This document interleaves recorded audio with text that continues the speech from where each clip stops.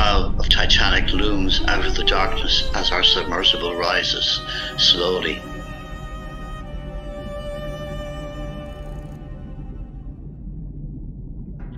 What looks like a large elephant trunk is in fact stalactite structures called rusticles.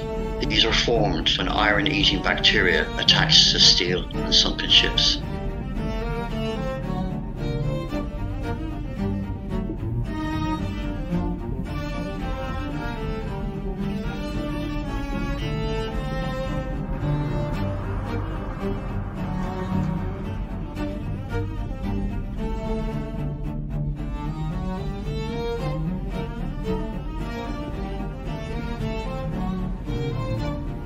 Those ones are coming out of the center hose pipe, where the center anchor chain would have come through.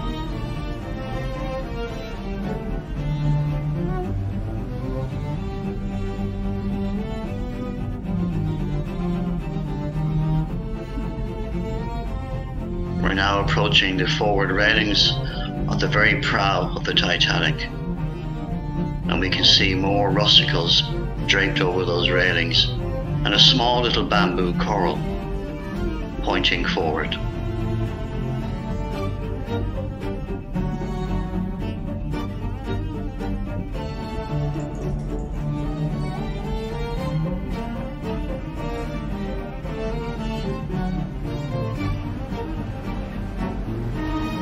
We're now looking into the weld where the huge center anchor still lies in its place.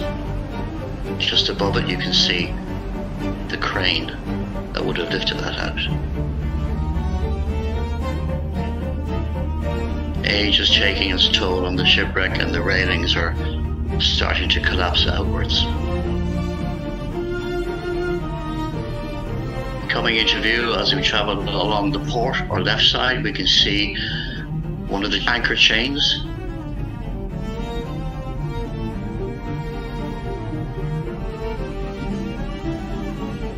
And in the distance on the right hand side, some mooring bollards and a very large bronze capstan comes into view. Still glistening and shining after 111 years on the seabed. The anchor chains are now moving there towards the windlasses where they would have pulled them back down into the chain locker at the bottom of the ship.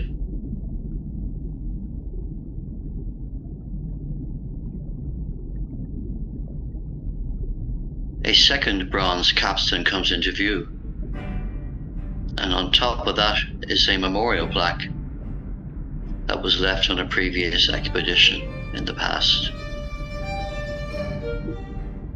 Over on the left hand side we can see the entrance into hold number 1. This whole deck area is known as the forecastle deck.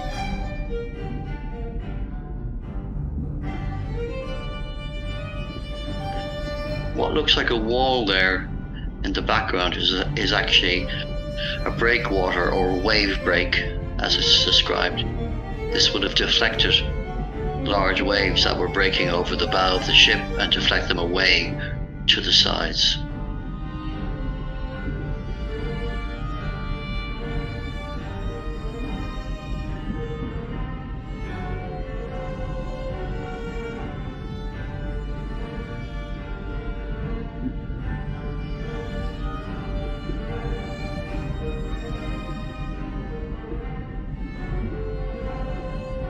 Now we have a closer view of that memorial plaque on the capstan.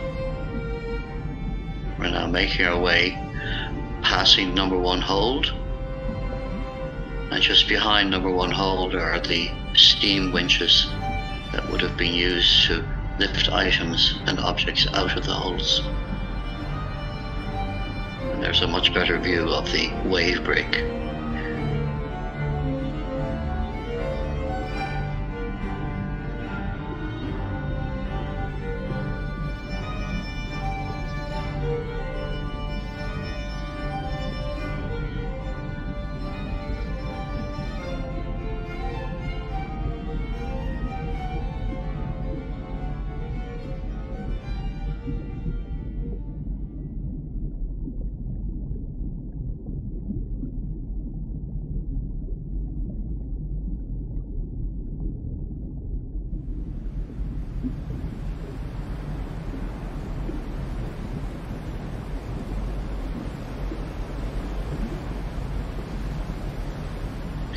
And now we approach the foremast or main mast of the ship, which is completely collapsed, lying across more steam winches.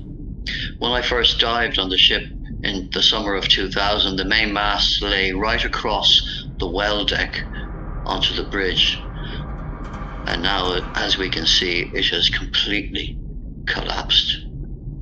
It's very sad to see it like this. Looking down into the well deck, we can see the doorway that would have stepped out onto the crow's nest. The crow's nest where Frederick Fleek, the lookout, spied the iceberg. The bell would have hung just above the doorway on that hook.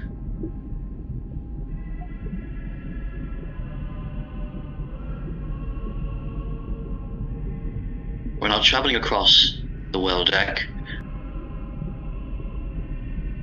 One of the electric cranes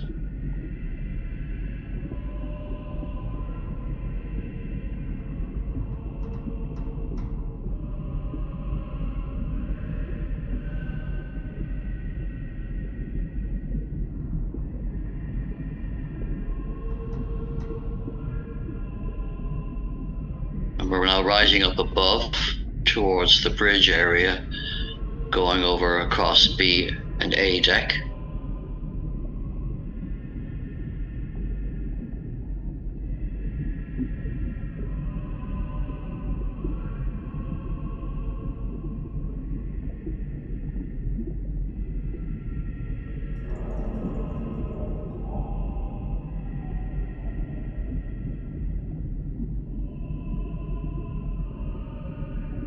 The whole area of the bridge on the Titanic was made out of timber, and it got destroyed in the sinking, and all that is left in that whole area is the bronze telemotor. The telemotor was a pump that the main wheel was attached to, and when the wheel was turned, it helped the rudder change direction.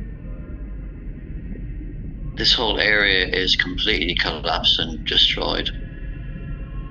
The memorial plaques go back over 20 years or more. The three on the left-hand side are actually ones that I left in my dives in 2000 and 2005. And they are from Ireland, they are from Belfast, and they are from Cove, Titanic's last port of call.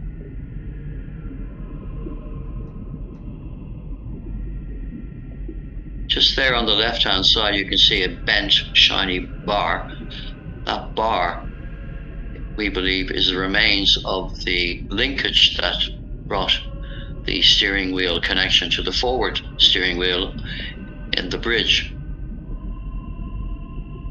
This great shot gives us a whole panoramic view of that area.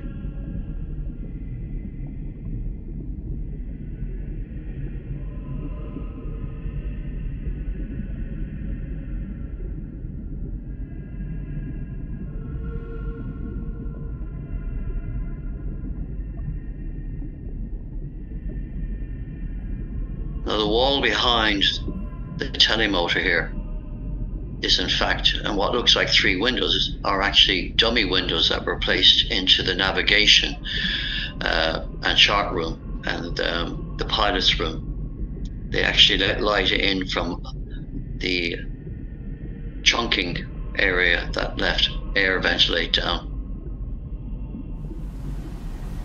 On the left there is the remains of Captain Smith's cabin, which is completely destroyed now. It was quite intact when the wreck was first discovered in 1985, but nature is taking its toll. We're now approaching the casing number one, the funnel, where the funnel number one was, which would have gone all the way down to the boiler rooms and the uptakes for the smokestacks.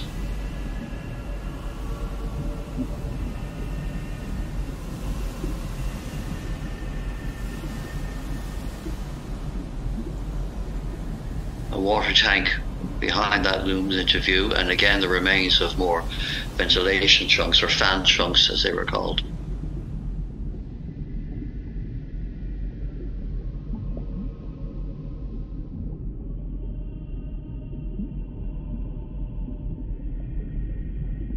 And now we're just coming towards the expansion joint, and we can see the remains of skylights and holes in the roof there. And they led down into the Marconi room, where Jack Phillips and Harold Bride sent out their messages, their SOS messages of distress.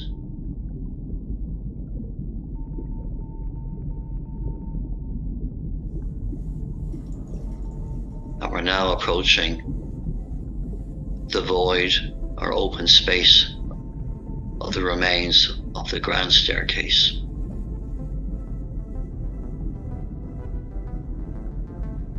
There's nothing to see of the grand staircase. That was completely destroyed in the sinking. So all we have is just a gate we have going down into the ship.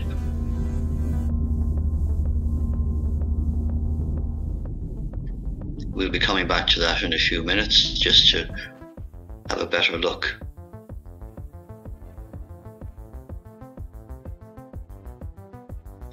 That small wall there on the right is actually the entrance to the grand staircase, first class entrance, which brought you into the grand staircase area.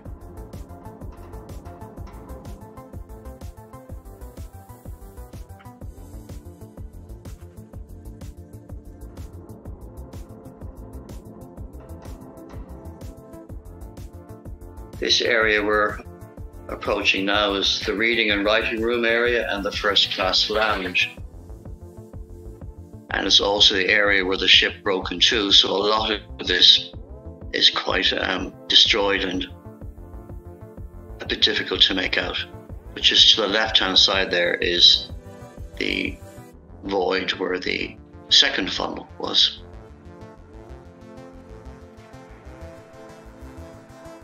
So beyond here, there's really nothing else except the collapsed decks going right down to the seabed. And now we're on the seabed, just near the broken area, and lots of unrecognizable pieces of the ship are all around us here. We're making our way back towards the section that broke off, where we will see some quite extraordinary sights. And that is of the boilers, the double-ended Scotch boilers that burnt the coal that raised the steam that drove the huge engines for Titanic. These boilers weighed around 90 tons each, and the image we're going to see now of them gives you a great overview, as they still are in position here where the ship broke. There they are there. You can just make out some of the doors where the coal would have been shoveled in by all those men who slaved for hours down on the bowels of the ship. Now we're back at the grand staircase, and if you look very carefully, you can see right down there two hanging chandeliers. Again, rising up here, we can see the remains of more ventilation chunks.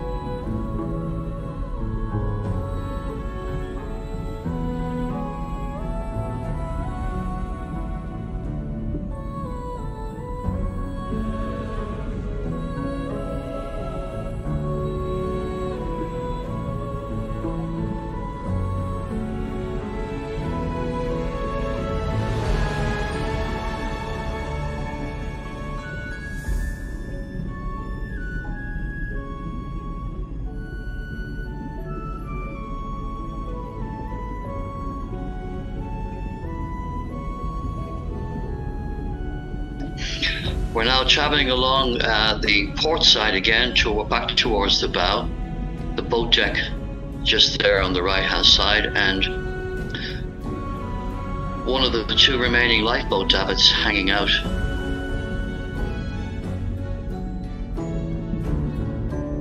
It gives you pause to think about the people who got into those lifeboats.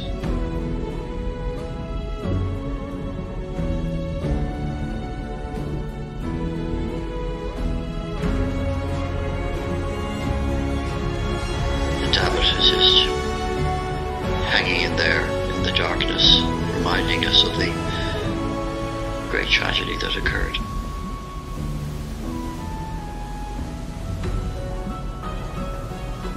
Now we are approaching on the starboard or the right-hand side of the ship, looking at the cabin room windows on B deck. And all those white items and objects are actually bamboo coral.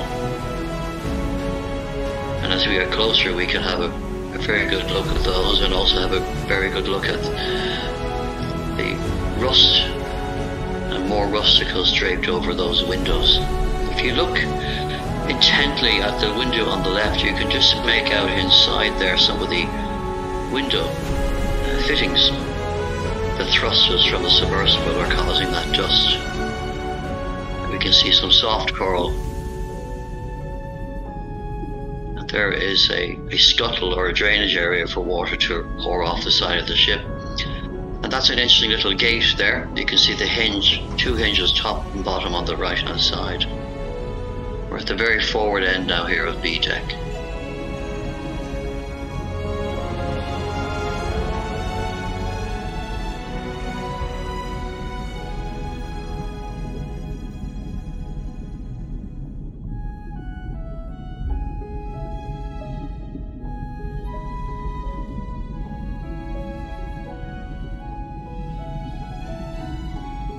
And we're now just coming into view will be the well deck, just below the bridge area, and B and C decks, where the electric cranes and holds number 2 and 3 are.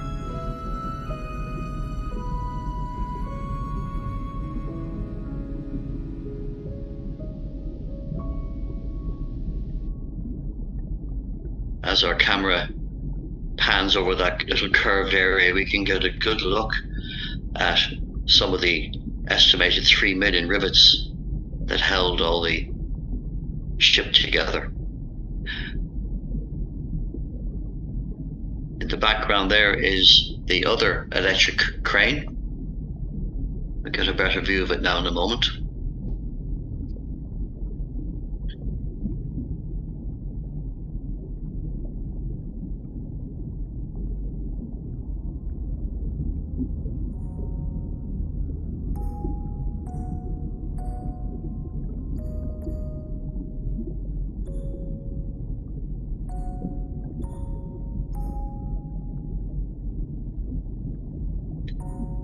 And now we're panning away back towards starboard side of the forecastle deck, and we can see the anchor chains again, some triple fair leads in the distance, the anchor crane again in front of us, and a little hatch there.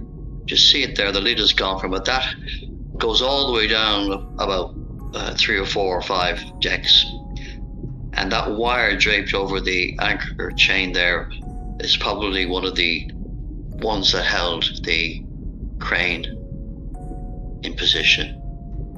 And we make our way away into the darkness as we think about where we've just been.